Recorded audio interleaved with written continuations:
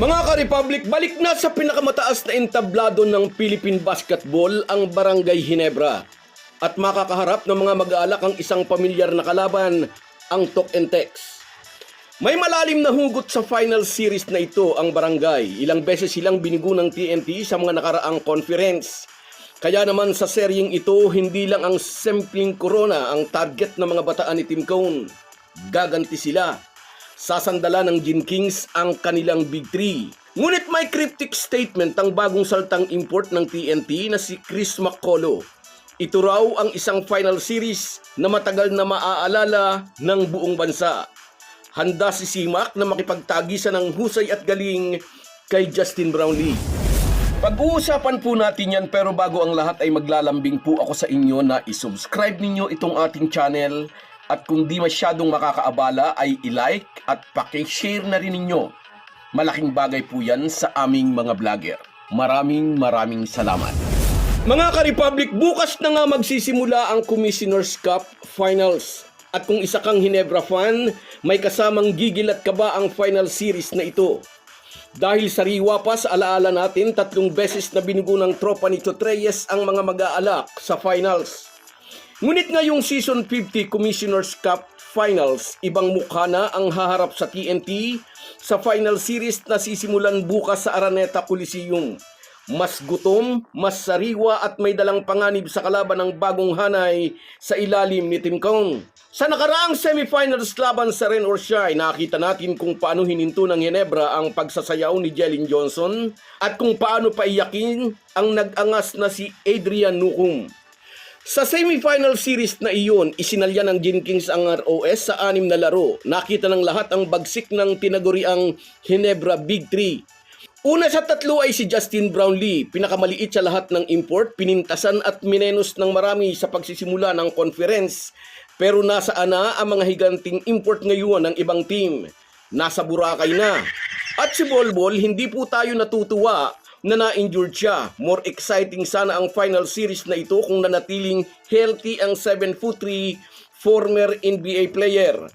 At pagkatapos nga po ng pahirapang 12 elimination games at 7 playoff games, si Brownlee na lang ang naiwang nakatayo. Buong semifinal series niyang pinahirapan ang kupunan ni Coach Yang Giao.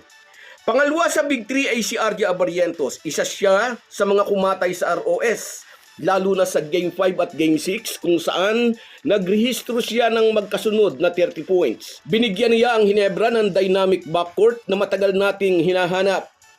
Pangatlong sasandala ng Ginebra ay si Scottie Thompson. Nakita nating lahat ang crucial role na ginampanan ng former MVP laban sa ROS sa semifinals. Habang ang marami nakatuon ang pansin sa monster scoring ni Art Barrientos at Justin Brownlee, walang ingay na nagpapamalas naman si Scottie ng kanyang multifaceted role, ang pagtira ng pamatay na tres, pagkuha ng rebound at paggwardya. Ang mga skills na ito ang magagamit niya upang pigilan sina RR Pugoy o kaya si Jordan Heading na nagpahirap naman sa Meralco. May mga skills si Thompson na mahirap tularan. Ikinukonsider siyang the best rebounding guard sa PBA. Kaya iniidolo raw siya ni Adrian Newcomb.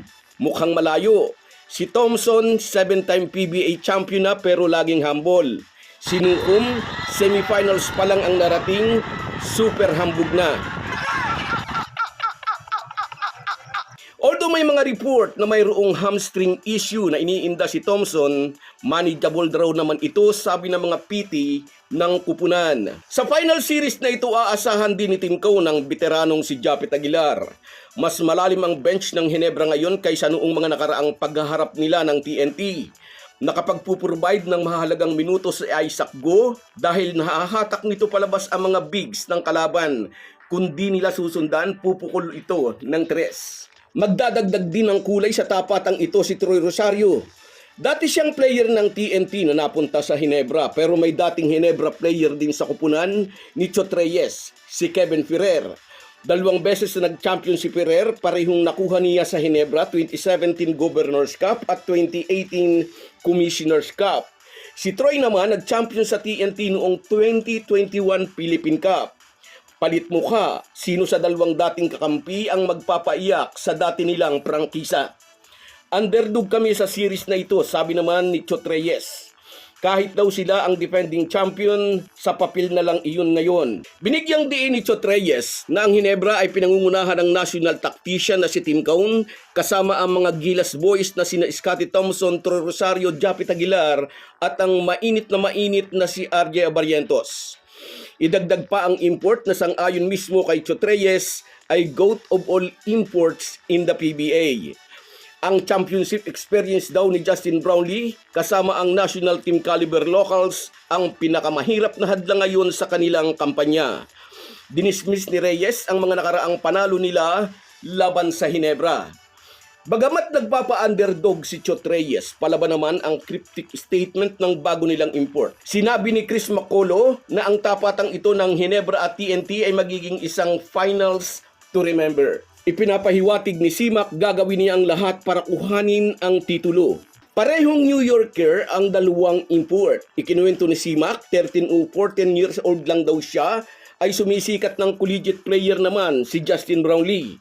Nagpupunta raw siya noon sa St. John College at nakikipag-workout sa team ni JB kahit napakabata pa niya. At di raw niya inakala muli silang magtatagpo dito sa Pilipinas upang paglabanan ng isang kampyonato sa PBA. So guys, yan lang muna. Hanggang sa muli. Kung wala po kayong mga viewers namin ay walang magtatagumpay na vlogger. Kaya salamat po sa inyong panunood. Shoutout sa iyo, Borlagatan Donald, mula naman dyan sa Singapore. Shoutout sa iyo, Idol, at sa iyo rin, Pinoy Video, salamat. Huwag ka nang aalis dito sa bahay ko. At sa iyo rin, shoutout Merson Kabadi Vlog, na nagpapayaman sa Oman. Shoutout sa iyo at sa iyo rin, Remedios Mansinido. Congrats daw sa Ginebra at sa iyo rin shoutout, Femia Samar. Congratulations daw at sa iyo rin shoutout, Norman Flores. Hindi ako iniiwan nito. Salamat sa iyo, Idol. At sa iyo rin, Enrico de Guzman, na andyan sa Belgium. Kababayan ko ito sa Bawan. Salamat sa inyong lahat. Kahit gaano po tayo kabisi, ay huwag po nating kalimutan ang ating buhay espiritual. Lagi po tayong magpasalamat sa bawat araw na dagdag sa ating buhay. Malaki po ang maitutulong ng pananalangin araw-araw. Isang paalala po mula sa inyong Halo Halo Sports Republic.